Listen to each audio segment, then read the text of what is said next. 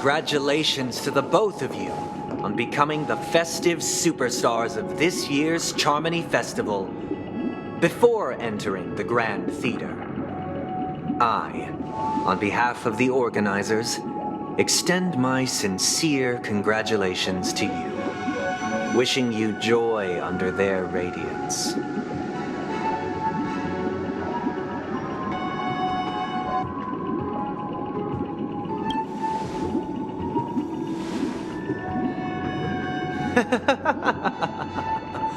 Your endeavors are worthy of extra recognition, and I've taken steps to ensure that. However, this reward is not a material one, but rather the opportunity for an open and honest communication between us.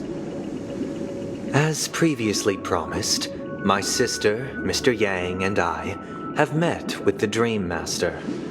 We delved into the truth about Penacony and its Stellaron, and have come to a consensus. Both I and the Oak family cannot acquiesce to your request. Just as expected. We acknowledge the perspective of you, Nameless. Penacony does require change, but not as you propose. The planet of festivities cannot and will not revert to a place characterized by chaos, disorder, or anarchy. Through your journey of overcoming obstacles, you must have glimpsed the essence of that era. The vulnerable ruthlessly eliminated, equality non-existent, common folk living precarious lives, eking out a dreary existence. Ultimately, only heroes like yourselves manage to achieve success. But I would dare ask, if you did not possess the special status of having a Stellaron, and you were but an anonymous and frail member among the masses, which Penacony would you prefer? A dystopia for the survival of the fittest, or a sweet dream paradise for all?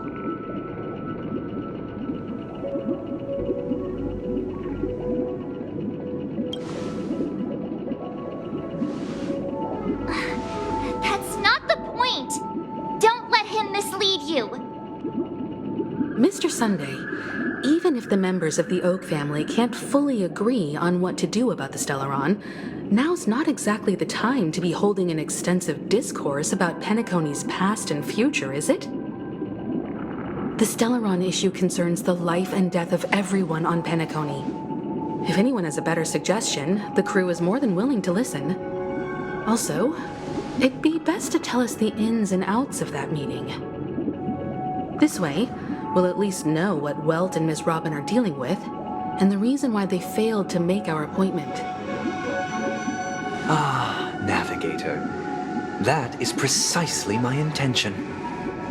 With all present, let's begin by discussing the details of that meeting. Let's talk about our tribulations and choices, our ideals and beliefs, and our final course of action. The only path to take.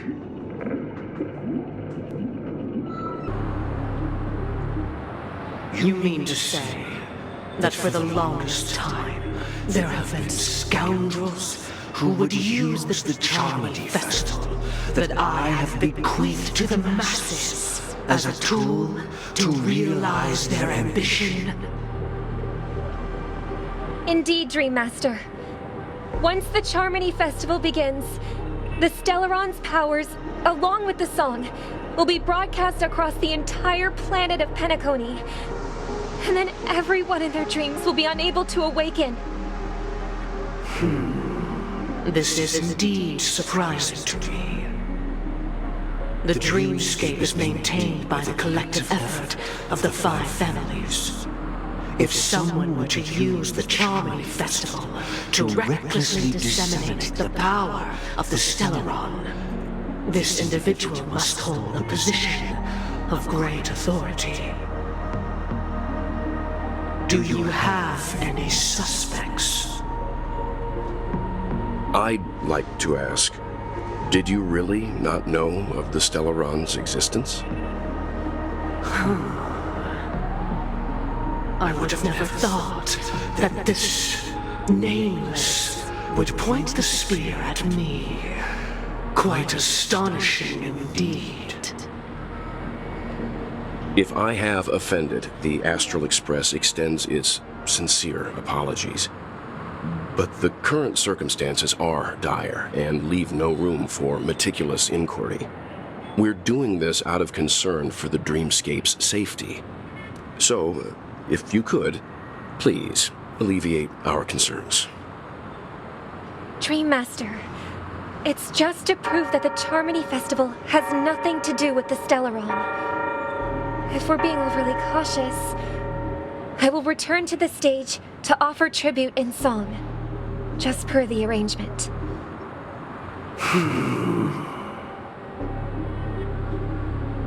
Sunday, Robin.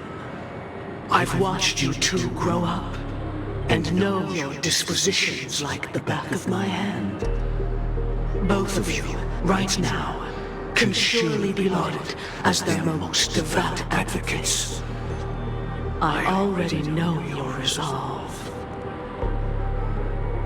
The magnitude of this matter is enormous and cannot be taken lightly. Since Mr. Yang has asked with such earnestness, I will personally respond in kind. If there is a need, the entire Oak family will be mobilized to heed your call. Someday, might I ask you to beseech them to cast their light unto me and question me in their stead, so that no lies may be concealed? I will do as you command. Robin, could I entrust you to be present as a witness, to document the truth, and to proclaim my innocence, so that all slander may be utterly dispelled? I will do as you command. May thy will be carried out on earth, just as it is in the heavens. Oh, triple-faced soul, please sear his tongue and palms with a hot iron, so that he will not be able to fabricate lies and make false vows. Let us begin. There is nothing else to prepare. Understood. Question. Have you devoted your life to your god, never worshipping other gods? Naturally. Do you love your god as you do yourself, always heeding their admonishments? Naturally.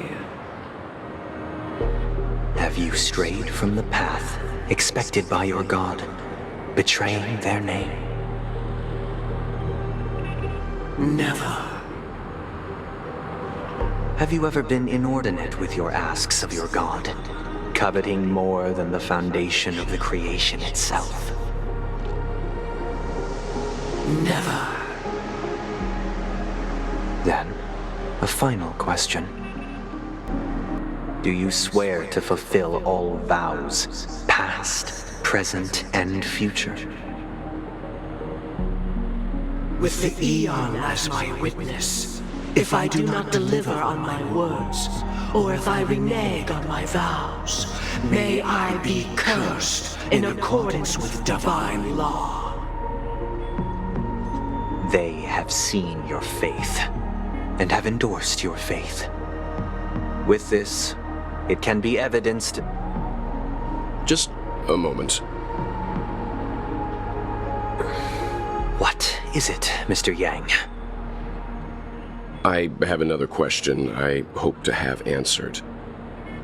To my understanding, the family's harmony and prosperity have never relied on so-called divine laws.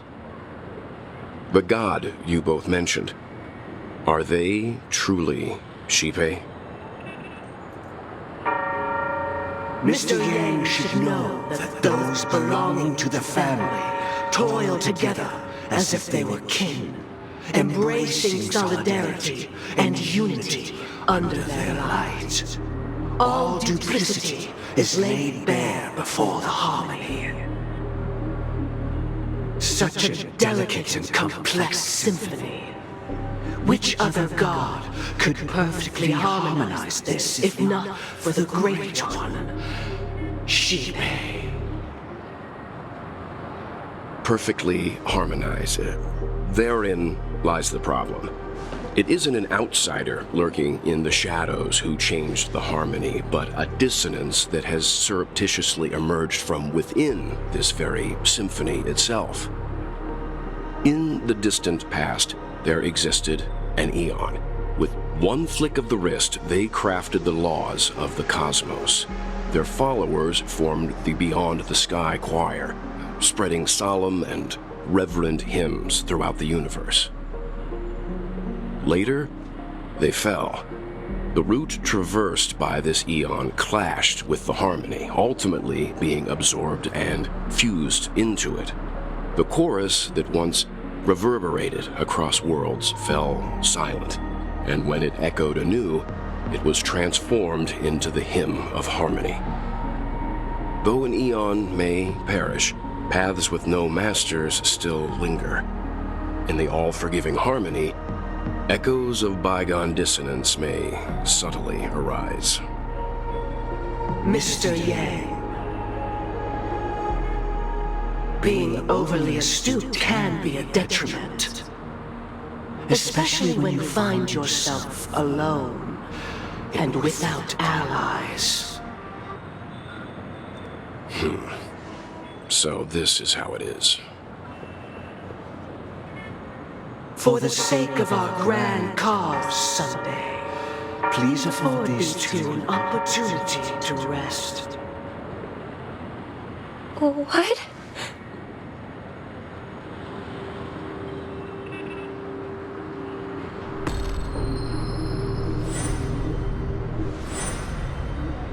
Sorry, Robin. It's just you. I did not wish for you to know this. It's a pity that things have turned out this way. So, this is the true reason I can't sing? The shadow that envelops Penacony is actually... We were never children of the harmony. Our ideal paradise could not have been crafted by Shipe. True bliss will be guaranteed by the one who transcends the many. Within the foundation of law, humanity establishes civilization, and through harmony, we obtain order.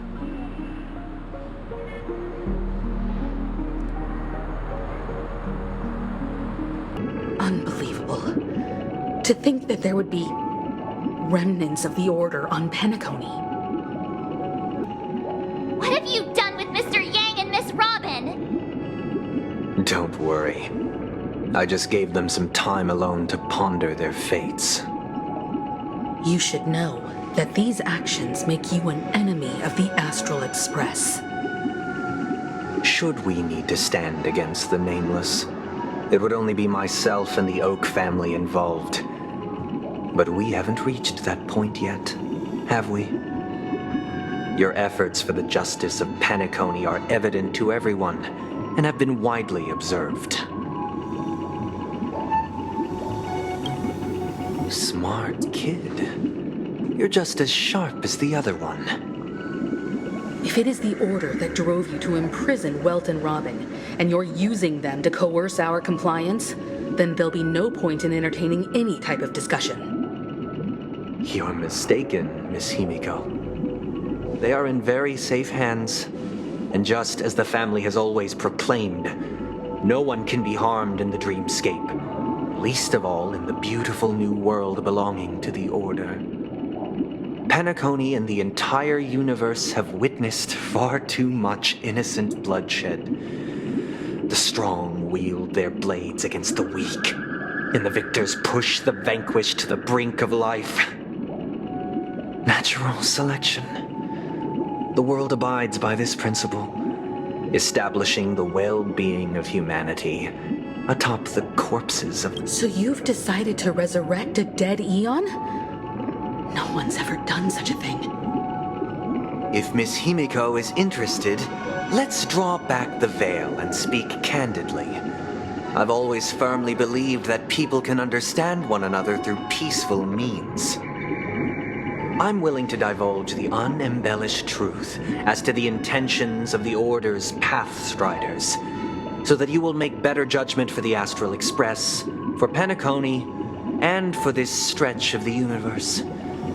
Words can hardly do justice to the beauty of that ideal. So, come with me, everyone. Let us retrace our steps and see once again where this road leads. Huh? Where'd he go? Welcome. This isn't any location in Penacony's dreamscape. It's my inner world. The reason the scenery before you remains unchanged is because your consciousness has drawn on similar concepts to fill in the gaps. Did you do the same to Welt? It's a tuning process. Stronger in effect and more draining on the mind. The gray-haired guest has experienced it before, so she should understand what it entails.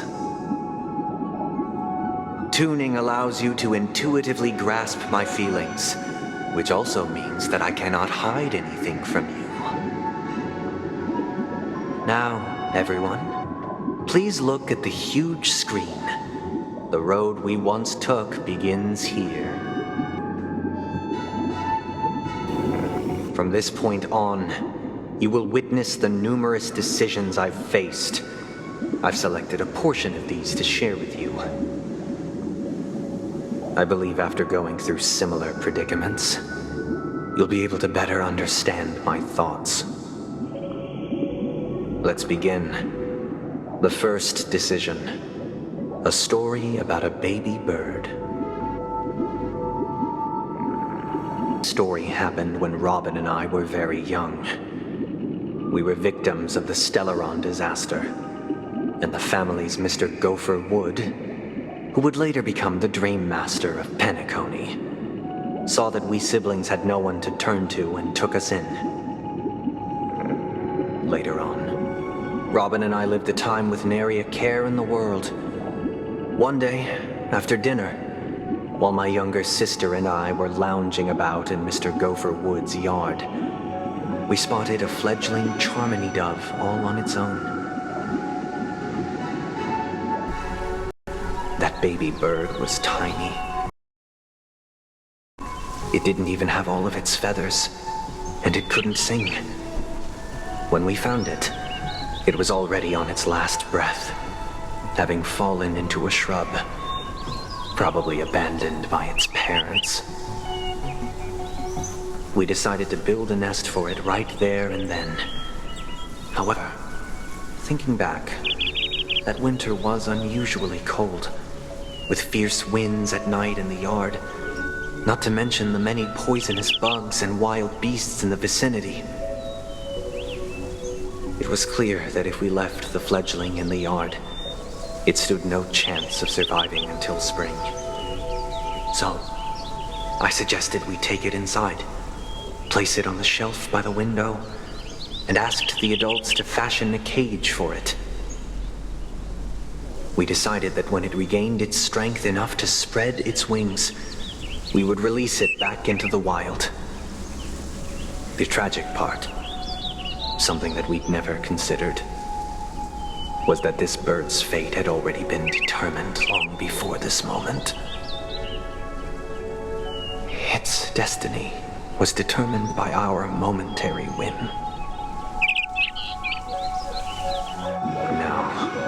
I pass the power of choice to you all. Faced with this situation, what choice would you make? Stick to the original plan, and build a nest with soft net where the Charmony dove fell. build a cage for it, and feed it, giving it the utmost care from within the warmth of a home. I eagerly await your answer.